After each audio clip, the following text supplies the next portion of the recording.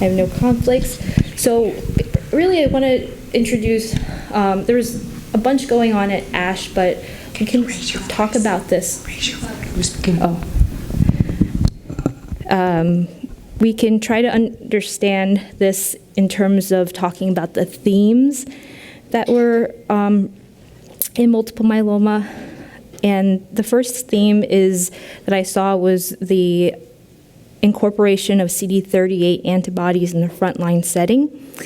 So for transplant-eligible patients, the trendsetter trial was the GRIFFIN trial that had been talked about a lot before as a phase 2 with 207 patients. This looked at the quad therapy of DRVD followed by transplant and the doublet maintenance versus the standard of care of RVD, transplant, and R maintenance.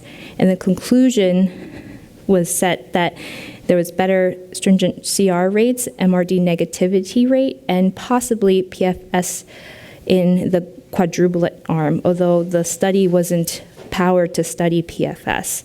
In exchange, we had more grade 3 and grade 4 cytopenias, as well as grade 1 and 2 infections. The PERSIUS trial was conducted concurrently. It was presented as a late-breaking abstract by Dr. Sonwald.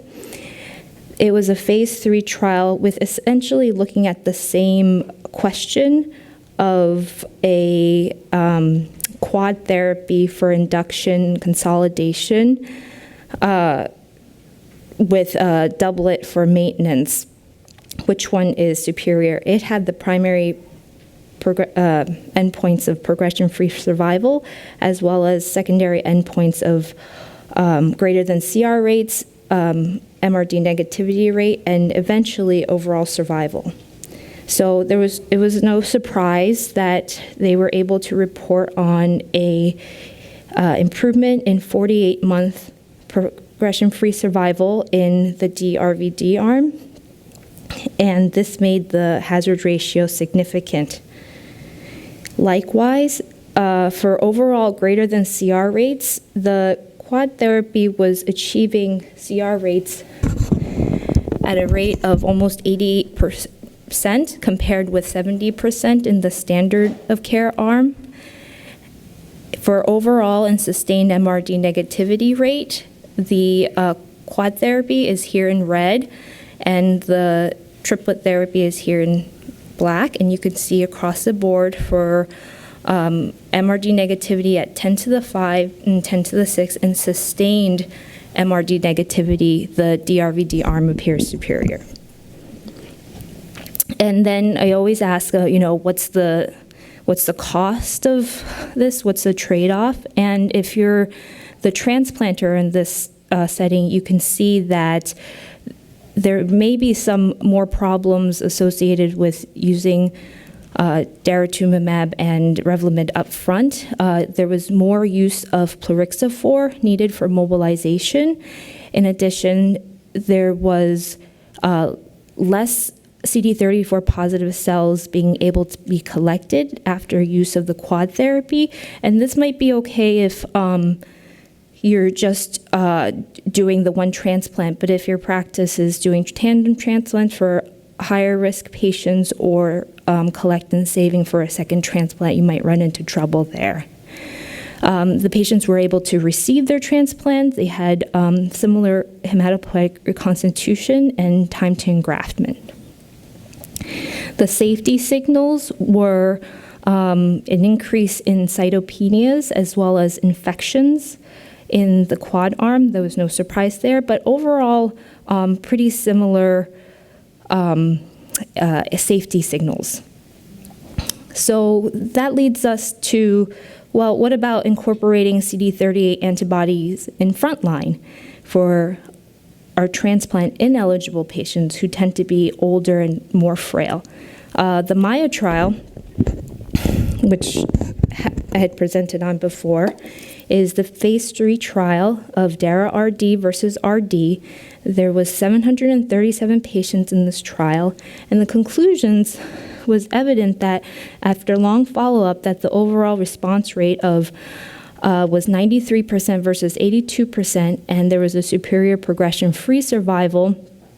And however, both arms did very well. And again, we saw more cytopenias and infections. Based on this, this is a FDA-approved regimen. It's actually a preferred regimen in the NCCN guidelines. So my thought is that it's not whether DRD is better or RD, but what about DRD versus RVD? Now, I don't think we're going to have a head-to-head comparison, but we do have multiple retrospective studies that tries to answer this question and give us some guidance. So there has been at least 3 retrospective studies that showed that DRD had a 32 to 65% lower risk of disease progression or death compared to RVD. And during ASH this year, Dr. Hansen from Moffitt Cancer Center gave another study which supported this conclusion. It was she presented on a retrospective cohort study using EMR database with a large cohort, and the patients were selected to balance each other in both arms in terms of their baseline characteristics, and the primary endpoint was time to next treatment or death. And you can see here the DRD survival is in the black line, and the VRD survival is the red line. And there appears to be a 58% reduction in survival, which read out as a survival of 37.8 months for DRD versus 18.7 months for DRD. And then I just want to bring this study up as an example of a novel CD38 combination in the upfront setting. This was the myeloma. It was the only myeloma abstract that was presented at the plenary session. This was presented by Dr. Francesca Gay, and she was representing the European Myeloma Network. And this is basically the same idea as PERSIUS or GRIFFIN. This takes isatuximab and compares and puts with the KRD regimen for a novel quadruplet therapy up front, followed by transplant, followed by post-transplant consolidation, and they actually maintained the quadruplet therapy for 12 months of maintenance versus the triplet therapy of KRD for maintenance. And this was still really very early, and they mainly looked at MRD negativity by NGS after consolidation. And I like these European studies because they're very meticulous about how they report their MRD. And what I want to point out here is that, so this is post-consolidation MRD negativity. The the study arm is represented in blue, and the KRD or standard or the triplet therapy is represented in orange. And what this is showing is that both for MRD negativity at 10 to the minus 5 and 10 to the minus 6, the high riskness doesn't matter in the study arm, whereas it diminishes in the triplet arm. And the same thing goes for NGS at 10 to the minus 6. So if you are a believer in MRD and you're thinking about, well, I have a patient with a lot of high-risk cytogenetics in front of me, what should I do? Then this definitely, I think, argues for doing a quad therapy in that patient. Similar results about MRD negativity are shown in the GRIFFIN trial and the PERSIUS trial. I just thought that this was really nicely laid out for us. So my gaps and conclusions, I really think that CD38 monoclonal antibodies should be incorporated in frontline setting.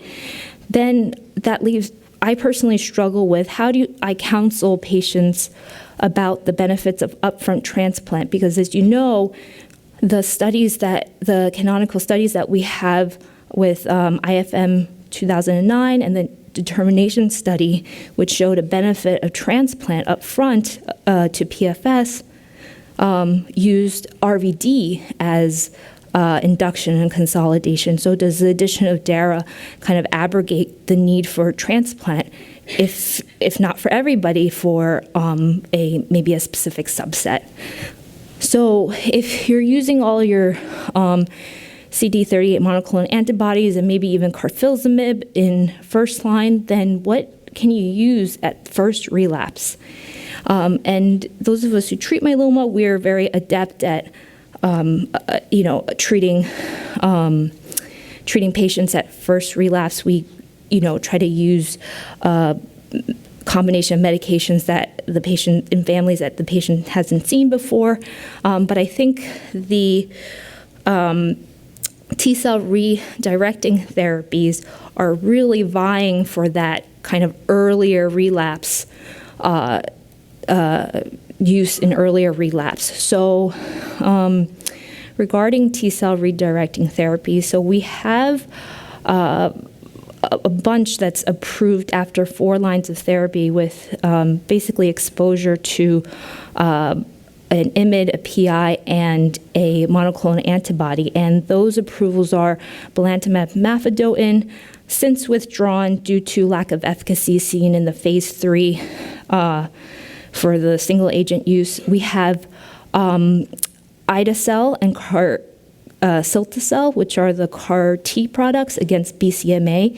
We also have teclistamab and elranatamab, which are the BCMA bispecific T-cell engagers, and talquetamab very recently against GPRC5D.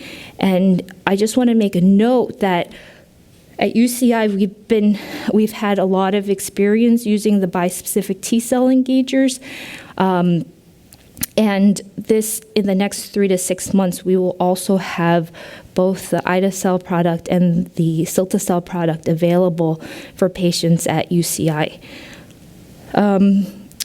So the theme is, let's see if we can move things up front. There was a oral abstract by Dr. Rodriguez-Otero that looked at the product ide-cel. That study was the KarMMa-3 study. It was a phase 3 study with 386 patients. And instead of looking at this CAR T product after 3 lines, it looked at this product in 2 to 4 lines of treatment. And they required patients to be triple class exposed and refractory to the last line of therapy. And here you see the response rates, very high overall response rate of 71%, versus 42% in the standard of care.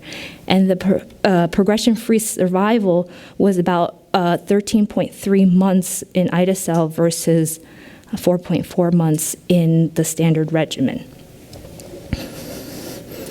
And not to be outdone, the biggest buzz was about the CARTITUDE-4 study, which actually was only presented in kind of bits and pieces at ASH this year, but there was a very nice New England Journal paper that came out last year.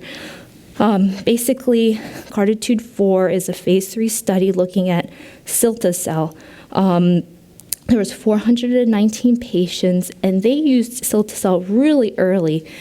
They included patients with 1 to 3 prior lines of therapy, PI and IMiD exposure, and you had to be refractory to lenalidomide. Excellent performance status. Of course, they disallowed the use of BCMA-targeted therapy.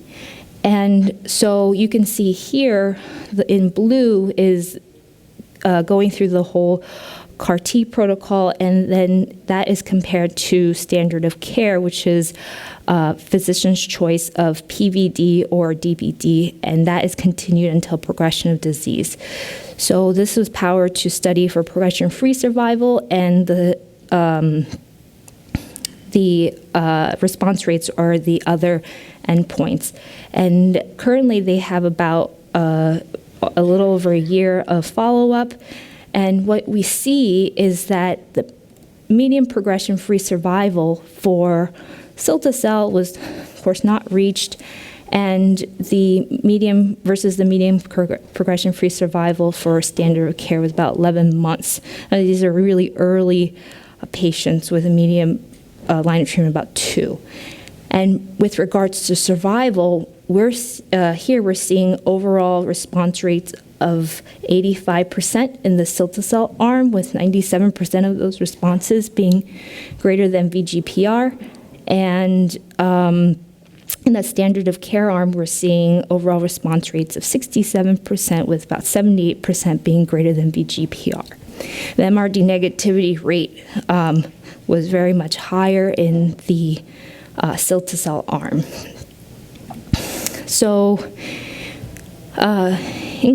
my conclusions from this trend is that we really have to consider moving T-cell directing therapy to early lines of therapy. I can tell you that for the bispecific T-cell engagers, there's a ton of studies looking at those in earlier lines. At UCI, for example, we have Majestic 9, which looks at the approved teclistamab after just 1 line of therapy, 1 to 3 lines of therapy. We also have a BCMA bispecific in frontline, which is, I think, opens up a whole new can of worms. But we have a trial using BCMA right up front in both transplant eligible and transplant ineligible patients. And I think the thing to focus on is that, we really need more data, longer follow-up to understand the clinical and biomarker correlates of response. And there is lots of talk about understanding sequencing of T-cell redirecting therapies, and we could talk more about that if you would like. So I really appreciate your time and attention. If you have any questions, feel free to email me.